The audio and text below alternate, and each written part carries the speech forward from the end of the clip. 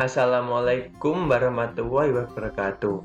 Om Swastiastu, Namo Buddhaya, Salam Kebajikan. Perkenalkan, nama saya Raju Awan Samboga, NIM 2020-12180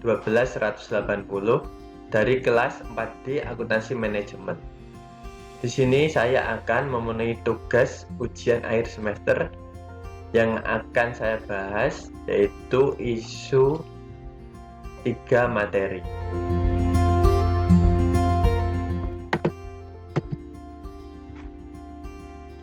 Yaitu materi yang pertama GCG, Good Corporation Governance. 2. CSR, Corporation Social Responsibility. Yang ketiga, perataan laba.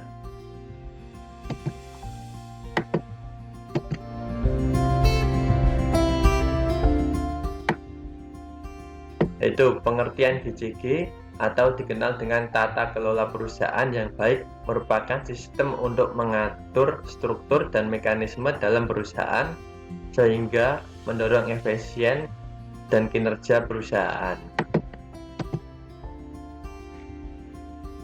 Contoh kasus GCG. Kasus dari LPD, ada kapal yang mengalami kerugian hingga 10 miliar lebih. Berdasarkan data membuktikan sistem pengelolaan masih kurang baik dan cara yang dapat digunakan untuk mengatasi hal tersebut adalah dengan menerapkan tata kelola perusahaan yang baik yang dikenal dengan Good Corporation Governance atau GCG.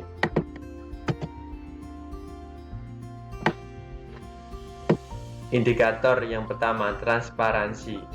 Transparansi dalam penelitian ini memiliki arti bahwa pengelolaan LPD harus menyampaikan seluruh informasi secara terbuka yang dapat diukur dengan 4 pernyataan, yaitu sistem akuntansi dalam perusahaan, pengembangan teknologi, informasi manajemen, serta publikasi informasi keuangan dan informasi lain.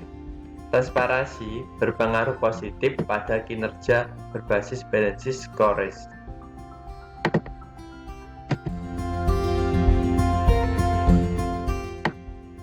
Indikator yang kedua, yaitu akuntabilitas, adalah kejelasan fungsi, struktur, sistem, dan pertanggungjawaban dalam pengelolaan LPD.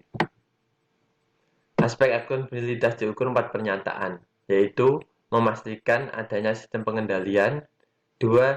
Melaksanakan tugas dan tanggung jawab, 3. Etika bisnis, 4. Pedoman perilaku yang telah disepakati.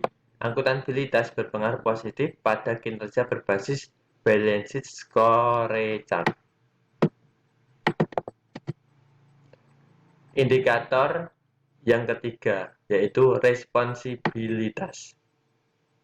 Responsibilitas memiliki arti bahwa pengelolaan LPD harus mematuhi peraturan perundang-undangan dan tanggung jawab masyarakat agar usaha dapat berjalan secara berkesinambungan, yang dapat diukur dengan pernyataan LPD terhadap peraturan undang-undang dan kepedulian LPD terhadap lingkungan, menjadi profesional dan mematuhi etika. 4. LPD mampu bekerja secara profesional. Responsibilitas berpengaruh positif pada kinerja berbasis balance sheet scorecard. Yang keempat, independensi. Independensi adalah pengelolaan LPD dalam melaksanakan kegiatannya secara independen atau bebas. Aspek yang dapat diukur dengan 4 pernyataan mengenai pengambilan keputusan, yaitu prajurit LPD dapat menghindari terjadinya dominasi oleh pihak manapun, menghindari benturan kepentingan, menjalankan aktivitas LPD dengan baik dan dinamis. Independensi berpengaruh positif pada kinerja berbasis balance sheet scorecard.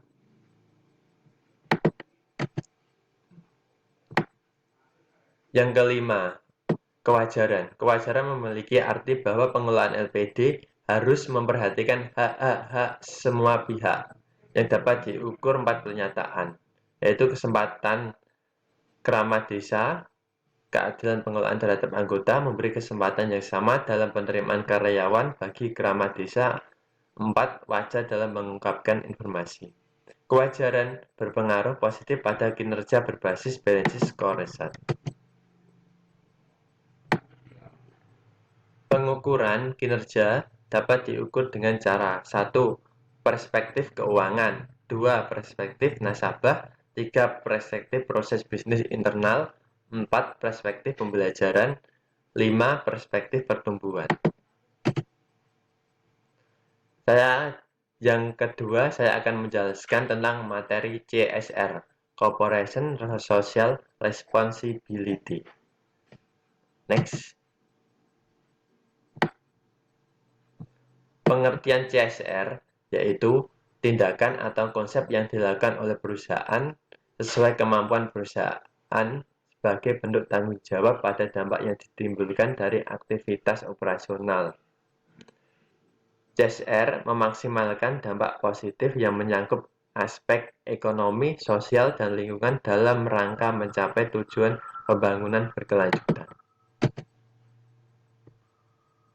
Contoh kasus CSR, yaitu kinerja saham sektor industri consumer good pada tahun 2018 melemah sebesar 10,21%, ketika dua sektor lainnya menunjukkan penguatan. Fenomena yang dapat kita tunjukkan yaitu bahwa meskipun produk dari sektor industri consumer good begitu dekat masyarakat, namun belum menjamin bahwa sektor ini akan terus konsisten mengalami peningkatan kinerja saham setiap tahunnya. Contoh kasus CSR yaitu pada tahun 2016 rata-rata nilai perusahaan sebesar 3,83.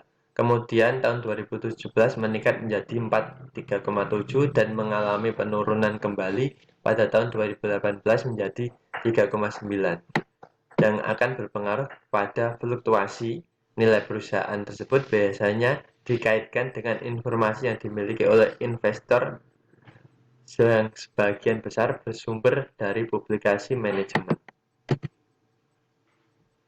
Indikator CSR yaitu dapat diukur dengan nilai perusahaan. Keputusan investasi maka dengan nilai-nilai perusahaan menunjukkan kesuksesan perusahaan dalam memakmurkan para investornya. Yang dapat kita nilai atau kita ukur dengan rasio Tobinski. Dinilai mampu memberikan informasi yang paling baik karena bisa menjelaskan beragam fenomena dalam kegiatan perusahaan.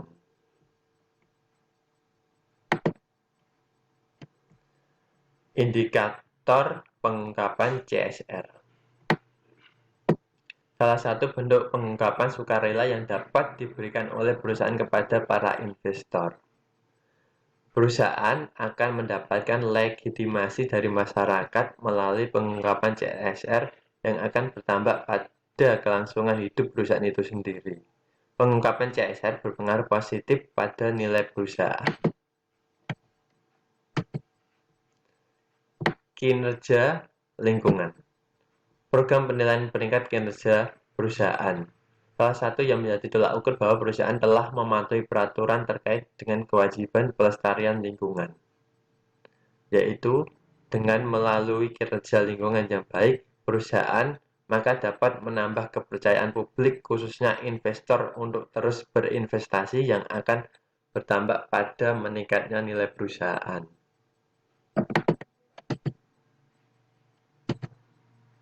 Di sini saya akan menjelaskan materi yang terakhir, yaitu perataan laba. Lanjut.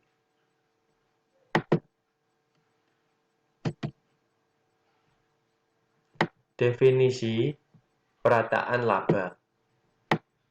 Perataan laba adalah suatu tindakan manajemen perusahaan untuk meredam fluktuasi laba yang dilaporkan dari waktu ke waktu, serta bertujuan memaksimalkan kekayaan perusahaan, mengurangi resiko, meningkatkan nilai perusahaan memenuhi perjanjian utang, mengurangi pajak dan biaya politik.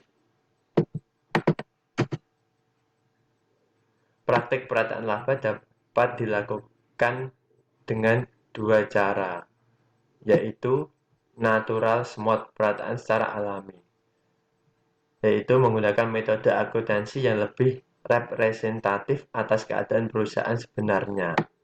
Yang kedua, intentionally, being smoothed by management, perataan yang disengaja, yaitu terjadi ketika pihak manajemen memanipulasi waktu pencatatan akuntansi secara memindahkan beban atau pendapatan dari satu periode ke periode lainnya. Menurut Obaidat, menyatakan perataan laba yang baik terjadi ketika manajemen mampu menciptakan kinerja keuangan. Alasannya, manajemen perusahaan melakukan praktik perataan laba, yaitu mengurangi jumlah pajak terutang, yaitu dengan menurunkan jumlah laba, menaikkan biaya yang dikeluarkan perusahaan pada periode berjalan.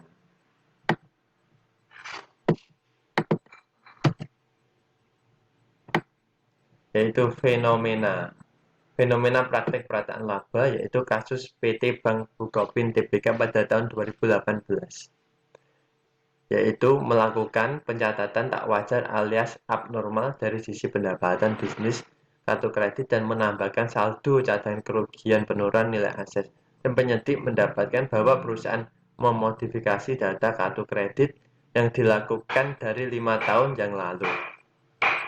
Modifikasi tersebut mengakibatkan posisi kredit dan penghasilan berbasis komisi Bitcoin bertambah tidak semestinya. Yang kedua, akibat dari adanya kesalahan penyajian pada piutang kartu kredit tersebut. Akibatnya, beban penyisian kerugian penurunan nilai atas aset keuangan direvisi meningkat dari 649,05 miliar menjadi 797,65 miliar. Hal ini menyebabkan beban perseorangan meningkat 148,6 miliar. Indikator perataan laba, yaitu profit. Yang pertama, profitabilitas, merupakan rasio yang digunakan untuk mengukur kemampuan perusahaan dalam menghasilkan laba bersih. Yang kedua, nilai perusahaan. Nilai perusahaan yang tinggi berarti citra perusahaan dianggap baik bagi investor sehingga investor berkeinginan membeli saham tersebut. 3. Ukuran perusahaan. Ukuran perusahaan merupakan skala untuk mengklasifikasikan besar atau kecilnya suatu perusahaan berdasarkan political cost hypothesis dalam teori akuntansi positif yang menjelaskan bahwa manajemen perusahaan besar.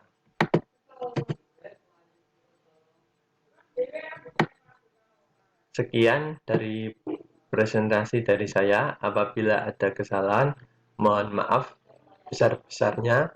Wassalamualaikum warahmatullahi wabarakatuh. Terima kasih.